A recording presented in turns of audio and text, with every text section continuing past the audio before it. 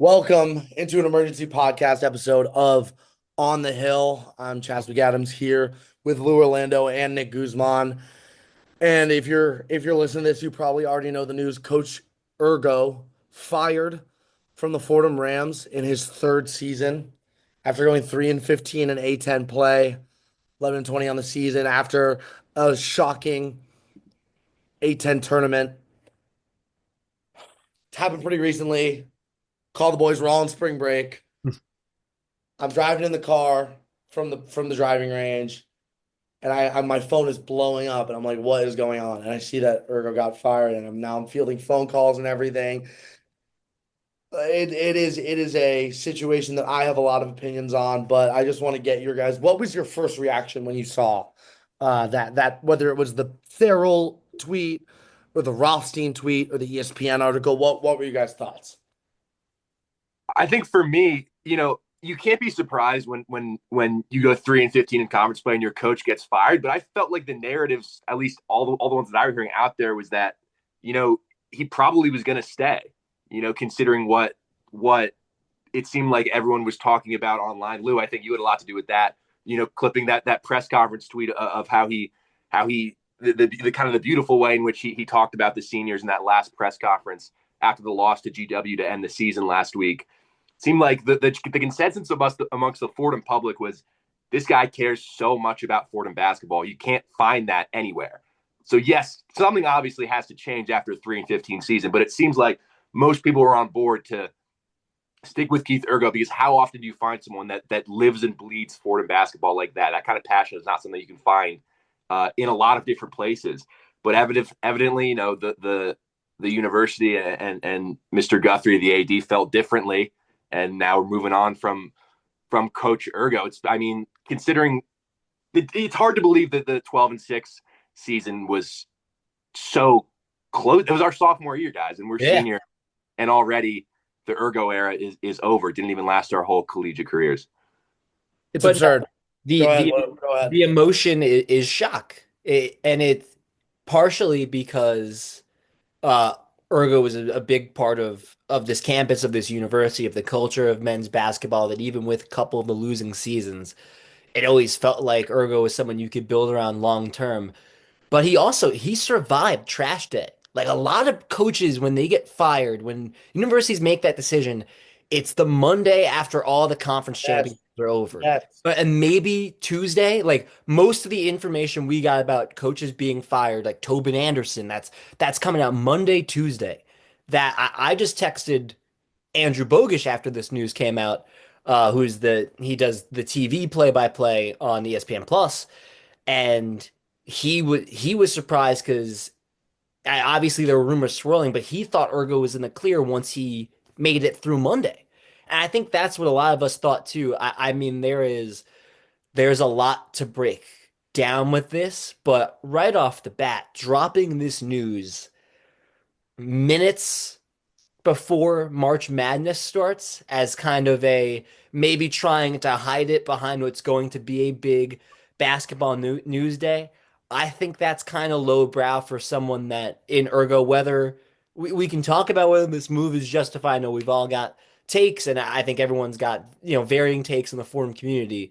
But Coach Urgo gave a lot to this program, and I think, even if it's not going to end on the best of terms, that's a man that deserves his flowers going out at least for that 25-win season. At the very least, for that season, he deserves his praise and his flowers for bringing Fordham a season that they frankly don't get very often. To try and bury this news probably 30 minutes before March Madness starts, I don't know if that's a great look either. And I know people online have been critical about that as well. So this whole thing, I think, is kind of a mess. And maybe that's just par for the course.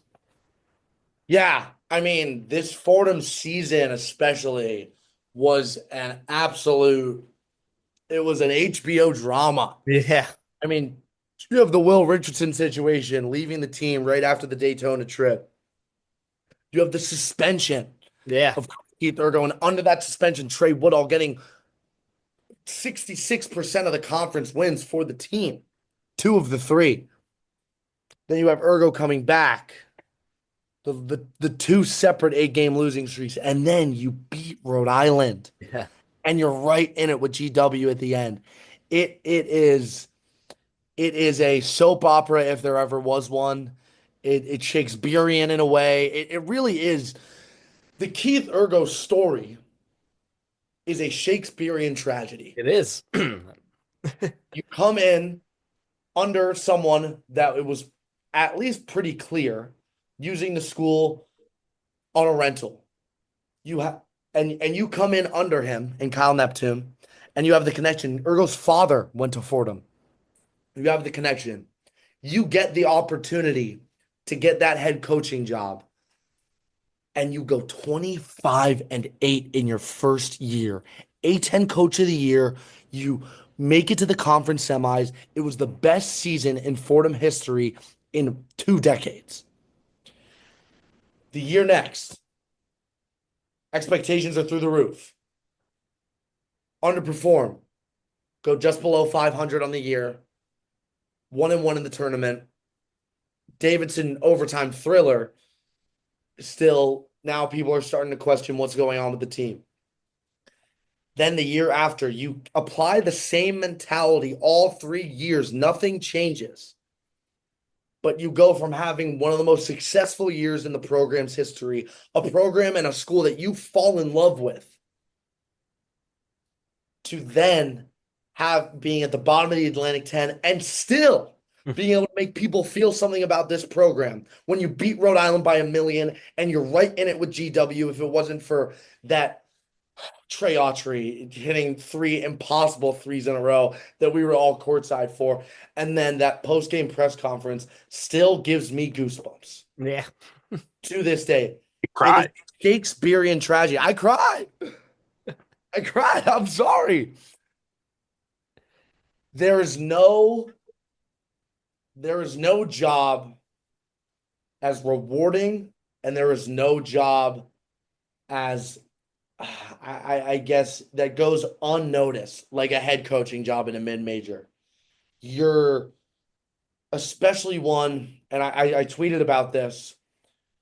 The administration has made it very clear that they are not willing to allocate funds to a basketball program en masse. Fordham has a very large endowment, but still has some of the least NIL money in the Atlantic 10. It's a school in New York City with a very rich alumni base that has yet to prove to me that they will put as much effort into basketball as the coaching staff and the players, because in the year of our Lord 2025, it has to be both. You need the administration. You cannot win in spite of an administration anymore, because you have to pay your players. And I'm going to continue to rant for a little bit. And I will say this. I'm going to play a little devil's advocate with myself. Coach Urgo will be the first to admit that he cares more about developing players as people rather than basketball. He said that's more. He said that in his post-game presser. He's like, the way they've grown as people, which is more important than them as players. That's a direct quote or a paraphrase. I don't know if that can be your strategy in 2025 college basketball, because at the end of the day, these guys are paid. They're paid to play basketball. And so not only do you lose a little bit of the dynamic of, you're my coach, I'm your player, I'm here for you and only you. Because when money gets involved, you're like, I am here to get paid. So if you're getting paid, you have to play good basketball. That's why heavy is the head that holds the crown was the thing for coaches in NCAA athletics, because they were the only ones making any money. So if we're paying you all this money, why are you losing games? You know what I mean? It's not on the players, it's on the coach. Now that the players are getting paid, there has to be some more accountability with that. And I'll say one more thing for a while, because I want to give you guys the opportunity to shout. And I think we should talk about next steps for this school, because at the end of the day, the program must live on. You are not going to find someone that cares as much about winning basketball games at Fordham University than Keith Urgo. I don't know if there's many people out there that want this job, that can get this job, that really want to win at Fordham. Stepping stone schools are a dime a dozen nowadays because of NIL and the transfer portal. There's no longer continuity in college basketball. Coach Keith Urgo was the exception. He wanted to win here. He wanted to win here. And the fact that he didn't get more chance, that the fact that he only got 3 chances to do that is sad to me. But the writing was on the wall. New AD coming in, looking to make changes, 2 down after expectations were so high in the 2022-2023 season for both football and basketball, and then you have 2 down years. It's heavy as the crown, like I said, but it really is a Shakespearean tragedy for Coach Keith Urgo. I think anytime when you go 3-15 on the season, like you mentioned, Chaz, the writing is going to be on the wall. It's hard to bounce back from that. And I mean, we watched them close up. I mean, pretty much every game courtside, one of us was there for. And, we saw the problems on the court. We saw just the dysfunction on defense, predictability a lot of the times on offense. The product wasn't great. Even though you feel like the Rams, and we talked about this so many times this year, the Rams were probably better than 3-15. There were plenty of games where they were in it close, in it late, and then just one or two things didn't go their way. Maybe that's the sign of a losing basketball team when those moments in crunch time consistently don't go your way. But the reality was Fordham were in a lot of those moments. They just came up short. But the bottom line is obviously the product this year, not good. But when you look at in sort of the grand history of Fordham basketball, a 3-15 conference record is more par for the course than a 12-6 year in 2022-23 where you shock the world and win 25 games. I think a little bit the expectations have become skewed based on those 2 years because we got the taste of how good it was sophomore year. Exactly. But nothing fundamentally has changed within this administration or this school or the way they care about athletics. It was talked about a lot 2 years ago when Ed Cole was here about how we're going to go to the next level as a school in terms of athletics. It never really happened, and kind of things are exactly the same as they were before that 25-win season. So I don't think it's that surprising that things kind of unraveled the way they did. It's shocking. I really feel for Keith Urgo because this is such a thankless job being head coach of Fordham. You deliver the best regular season in this school's at least recent history, and 2 years later you're out the door. I think you could put a lot of coaches into this situation at Fordham, a lot of very good coaches, and I think they would genuinely struggle based on the funding, based on the way administration feels towards athletics, where that money comes from. I think a lot of really, really talented coaches would struggle in this Fordham job, and I think that says a lot about just sort of the general atmosphere at this school around athletics. This season was very disappointing. It goes deeper than Keith Urgo, make no mistake. And if next year and the year after are more of the same, I don't think it would be that surprising. I think the problems run much deeper. It's a complex situation because I think back-to-back 20-loss seasons is tough to get up from. Mm-hmm. And especially when you set the bar so highly in your first season as head coach with a 25-win season. Now, obviously, there's a lot of things that go into that. They probably had two of the best players they've had in the 21st century in Darius Quisenberry and Khalid Moore. Khalid Moore was an impact transfer that came over from Georgia Tech and did one of those things where went to a quote-unquote lesser conference and balled out and helped lead that team to a lot of success. That, all right, if that's the bar year one, and then you followed it up with 2 20-loss seasons, you're not going in the right way. And the fact that you didn't build off of Rose Thrill, and let's talk about not just record-wise, but culture-wise, that there was a steep decline in fan engagement after that first season. And Chaz, I think that's fair, right? I think it's on the administration. But I'm gonna get there. But these are the facts of the situation, right? That 100% less engagement than there was 2 years ago. 1,000,000%. Facts of the situation. Oh, 1,000. But they were winning games. I'll get there. The record declined and the fan engagement declined. And if this were, let's say, I'm not even going to go Power 5, but I'll just keep it in the A10. If this was VCU or Dayton or St. Joe's, the conferences that have higher expectations of winning, there wouldn't be much surprise with this decision. The reason there's a lot of shock is this is Fordham. Since they've joined the A10, it's 27 to 30 seasons they've been under 500. It's a school that's really struggled to compete in this conference. It's a school that perennially has been in the bottom of the conference financially. That you finally, A, get someone that's brought you a successful season, the 25-win season, but what you guys talked about, someone that really wanted to be here, that this wasn't a stepping stone, that that's a long-term get. And we'll get to this when we talk about the future, but listen, there are moves Fordham's can make here. There's a head coach they can hire that will bring them success. The question is going to be, is he going to be willing to stay there long term? You had that with Urgo. Pivoting away from that, that's a gigantic risk. And I'll say this about the administration because I think it's pretty common news that Fordham is dead last in NIL funding. So that's a really, you're in New York City and you really don't have that much of an NIL budget. I'm gonna read verbatim a quote from I believe it's the Sports Illustrated article, and it's something that Andrew Posadas just tweeted. The Rams will have a men's basketball budget that ranks in the top third in the Atlantic 10 and are expected to be competitive moving forward in the revenue sharing era. So that's the expectation. That's the message that's coming from Guthrie and administration. We haven't seen that budget be in the top third of the A10. Um, that NAL certainly isn't the overall basketball budget. Listen, they gave Urgo a pretty solid contract.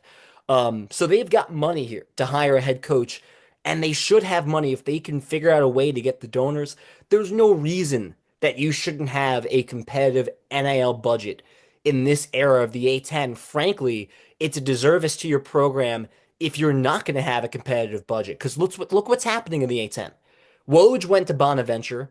Now they've got probably an NIL budget that's in the top five of the A10. Stephen Curry just signed on as the GM of Davidson. You don't think that's going to help them with NIL and with recruiting?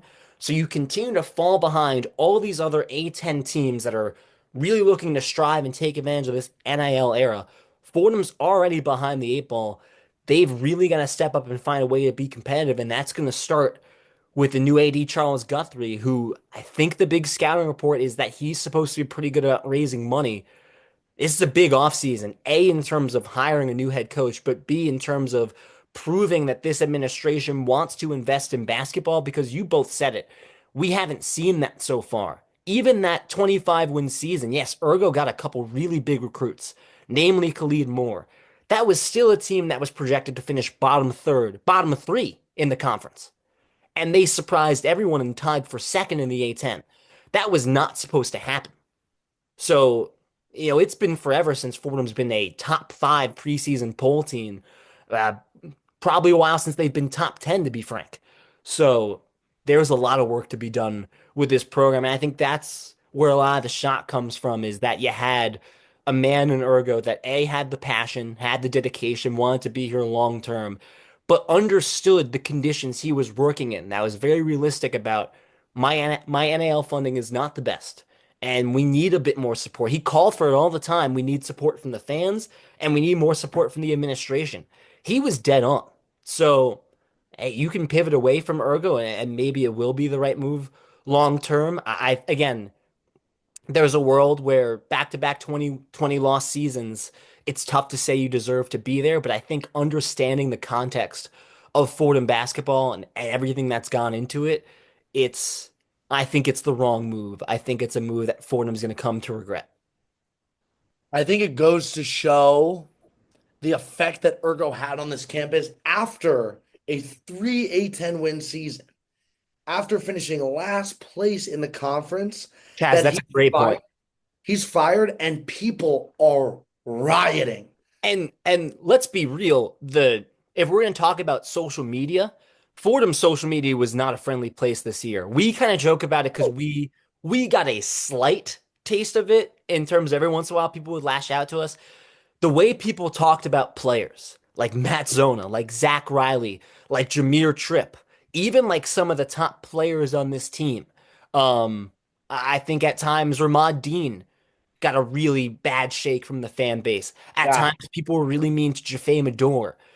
Jackie Johnson, even a couple times, people weren't the nicest too, although he ends up being the shining star on this team. The fact that Fordham social media was as ugly as it was this season, and people were Turning on upset a all dime. across the community. And when Urgo gets fired, that it's, I would say, 95% outrage and shock and awe and disgust.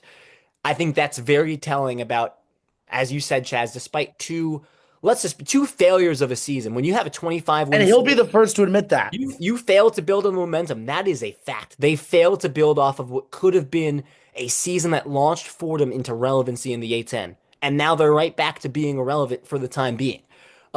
The fact that after two disappointing seasons, the fan base is still almost universally behind Urgo, I think should tell you a lot about this situation, what Urgo meant to this campus. There, it's just so. I just and again, I'm not blind to the fact that there are issues, but he deserved another year. You can do so much in 1 year of college basketball. You can have so much of a season, and you can turn it all around. But he deserved one more year to prove that 2022, 2023 wasn't a fluke. I'll say, just to follow up on the funding we were talking about. So it was Right, from the ESPN article. The right. ESPN article indicates that Fordham's going to be in the top third of the A10 in basketball budget moving forward. There's Need that. there's If willing that's if there's that's willing the to be, and then case, that actually happening. yes, Right. that's so But willing to be that's doesn't the mean messaging that then you need to see it. Yeah, that, but that could go in perfect tandem with a coach that cared about this program when it had Yeah, no money. Urgo would exactly. have coached here with a $1 NIL budget. You know what I Good mean? point. He wanted to win at Fordham. And so I think that passion and care should be rewarded like that and because you don't see it a lot at this level. and it wasn't just for Fordham basketball; it was really for the entire Fordham community. I mean, think about how good he was to us, like in terms of like us college student radio Yes. Yeah, giving college us so much students that time to talk to him one on one. That doesn't happen very often. it's you're absolutely right. I understand. I think there's an element of this where Guthrie comes in to a situation, and this has been a disaster for Fordham Athletics this year. Football was supposed to be the second best or third best team in the conference, and they won two games. So we started off the year with football, which is probably, depending on who you talk to, either your first or your second biggest sport in terms of, funding and popularity. Football Funding was a definitely number one. disaster, and then basketball, men's basketball really falls flat too. I mean, sure, you've got water polo, but I mean, listen, there's only about 60 D1 schools in water polo right now. I It's mean, still a small fish in a yeah, big we got situation. Daniel Book's 150 career hits, so we're gonna be fine. I understand that there's some compulsion to make a move here, to make your statement as first year AD. Yes. I just don't think that this was it, man. And again, I think we got to be honest. We're very closely connected to this situation, Nick. As you said, like, there's a lot of gratitude I have to Keith Urgo because, I mean, I called a couple games last year, but especially this year, he has been so good to us this year. And in his 3 years at FUV, as someone that's been here all 4 years, he could not have been nicer to FUV students. And again, we are yes, we're journalists, but I mean, we're We're students. students, man. We are students, and I think a lot of times that's how we're perceived. And you never got that feeling from Coach Urgo or this administration. And I'll tell you, Totally professional. it was from the top down because when we talk about our experiences with men's basketball this year, the respect we got from the team and the rest of the coaching staff, that was an administration and a roster that was completely bought in on we're going to treat everyone the right way. I understand in this day and age, there's something about it's win first. That's what college sports is now. Uh, it shouldn't necessarily come at the cost of being a good person. And what you hope now is that whatever coach you find shares the same ideals and principles that Urgo had. Because the Right. one thing you can always praise Urgo for, win or loss, was that he he turned these boys into men. Sometimes they were men when they already got here, but talk to any player that played for Urgo, including this year's roster, about how influential he was in helping them find a family and a community here at Fordham in terms of their growth and their maturity. A lot of times, that was the first thing that they talked about. Nick, when you talked to Jackie Johnson at the end of the season and you talked about, what's this season what's the season at Fordham meant to you? So much of what he and then ultimately Jaffe talked about as well was what it meant for them personally, the personal experiences they had with Urgo. I understand that small potatoes in this world of the NCAA, it shouldn't be completely eradicated in this day and age, especially at a school like Fordham, where I mean, winning has been secondary the entire time since they've been in the A10. Well, if winning's primary, they're not doing a very good Yeah. job, and the entire and Lou, I agree. So I'm sad right now because of Urgo as a person, and we'll talk about future steps for the program right now after this. But I just want to say one more thing. I'm compartmentalizing. I'm sad because I've gotten to know Keith Urgo through my 3 years, through my connections with this program, and he is a great man. And I am sad that he will no longer be in a position that he wants to be. I think you should reward. I think the fact that he's a good guy is not why he shouldn't have gotten fired. It's because you lose the continuity and the culture of your program. We are now poised to be a stepping stone for any random coach that wants to go high major. That's what Fordham is. They're a perfect landing spot for that. There aren't many people that want to coach for the Fordham Rams. Maybe in the New York area there's a few, and we'll talk about a few that it could be. I don't think that I think in the mid-major, keeping continuity and keeping guys that want to coach in your program is the key to success. We saw a guy that has had high major success. I want to talk like Archie Miller, is a coach that is also on the hot seat very heavily, who took a step down and went to Rhode Island after being at Dayton and Indiana. And it's just I see a coach like that, and I think he doesn't care about Rhode Island basketball. He cares about Archie Miller. And And that's the biggest complaint they have towards him is that he doesn't care yes, about Rhode Island basketball whatsoever. no. He's there for himself. And I'm so afraid that we are going to come back a year from now. Probably we'll be at some random bar because we won't be on FUV airwaves, and we'll just be like, the writing was on the wall. We called it on the hill. But let's talk Well, about next I'll step. just say real quick Yes. because again, there were a lot of issues this year. There've been a lot of issues the past couple years. My take, and I tweeted out on that Urgo post that got a lot of love about the accountability he took. After the loss to GW, he apologized to all the seniors publicly through the media and said we had enough talent to be really successful. I let them down. I didn't do a good enough job with this team. And that's the accountability we've seen from Keith Urgo the last 2 years. My take is you can make adjustments to a system and you can make adjustments to a playbook, and those adjustments needed to happen. If Urgo had stayed next year, there needed to be adjustments. And if next year was anything like the last 2 years, that probably would have been it for him anyway. But it's a lot it's a lot easier to make adjustments to a system and a playbook than it is to find, Chaz, as you're saying, someone that has the dedication and the passion for a school like Fordham. And so that's the situation that Fordham has thrust themselves into. And Chaz, I'd like to hear a couple of your takes, especially on moving forward now, because again, the weird thing is Fordham can make an interesting splash here. There are interesting options potentially available in terms of coaching. And I'll say this, like Fordham can have success even as soon as next year if they land the right head coach. Whether or not firing Urgo is a successful endeavor or a failure, I think is not contingent on what happens next year, or even the next few years. It's going to be what does Fordham basketball look like 5, 10 years from now? If they have 3 or 4 or 5 different head coaches in the next 10 years, even if there's some success sprinkled in, I mean, it depends on how good that success is. You get to an NCAA tournament, no holds barred. You take that. You'll do whatever it takes to get to that stage.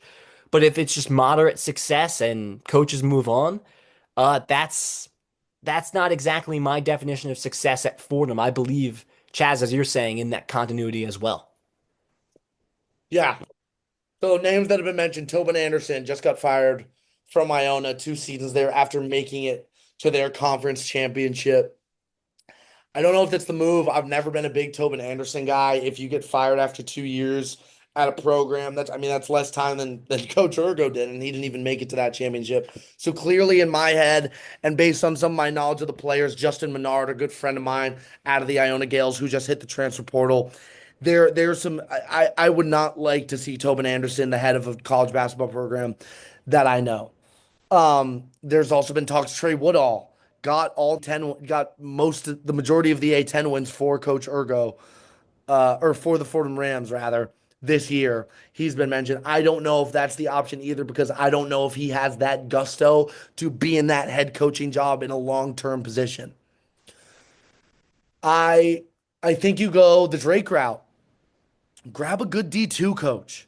Grab a guy that looks at your little hovel of funding and your rundown facilities in your old school and thinks it's the greatest place on earth. Grab someone that's gonna because I think that's the only way you get someone that wants to be there is by someone that doesn't know any better in terms of facilities and engagement and someone that is not going to take what Fordham has for granted because they don't. I think you go a successful D2 coach. That's what I think.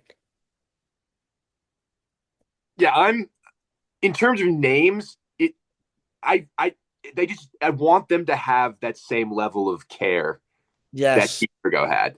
And that's and it if they happen to be a basketball genius, throw that in there too. But I think for you, Chad, I think the D2 route, I totally get what you're saying because I feel like if we were to, throw a lot of money at a bigger name, I think there's a big chance that Fordham just is that stepping stone. That I think the other reason why we're so fearful of that is Kyle Neptune was here for like 9 months and then departed for Villanova, and I think the post Keith Urgo era is going to be it's going to be judged. It's going to be hard to judge because I think I will throw my hands up and admit that I was wrong if it turns out that getting rid of Coach Urgo was the right move and that whoever comes in next has that same level of care and they do a right hire and they're willing to throw some money around, the NIL funds improves. I've gone to this university for 4 years and I've kind of in my time here, I've looked back at the history, obviously, of Fordham Athletics and Fordham basketball. And it's really just a history of losing and of coming up short of expectations. So it's just scary to think about when there was a guy who really was locked into being here and cared so deeply about this program. He did the same things that, a lot of our other previous coaches have done, have bad seasons, 3-15. Think about how many, Jeff Neubauer towards the end of his campaign before Kyle Neptune. Those were bad seasons. And I think in terms of who comes next, it's got to be somebody who has that same level of care and that same level of fire, not just about this program, but about this university, because anybody can come here and lose. Yeah. Seriously, like that might be a little harsh to say, but we can bring in anybody and they can lose. It's about, to me, building that culture is how you find long-term success in college basketball besides money. And the money's got to come. I know they said looking to be in the top. I got to see it. I got to see it. I got to see it before I believe it. I agree. Lou, if you got something quick, I think we got to wrap up soon based on the Zoom call. But if you got something to say, now's the time to say it. I'll say they shouldn't make a splash for a name just because of a name. Like Tobin Anderson's interesting. That FDU season was really special, and there are some people that really like what he did at Iona.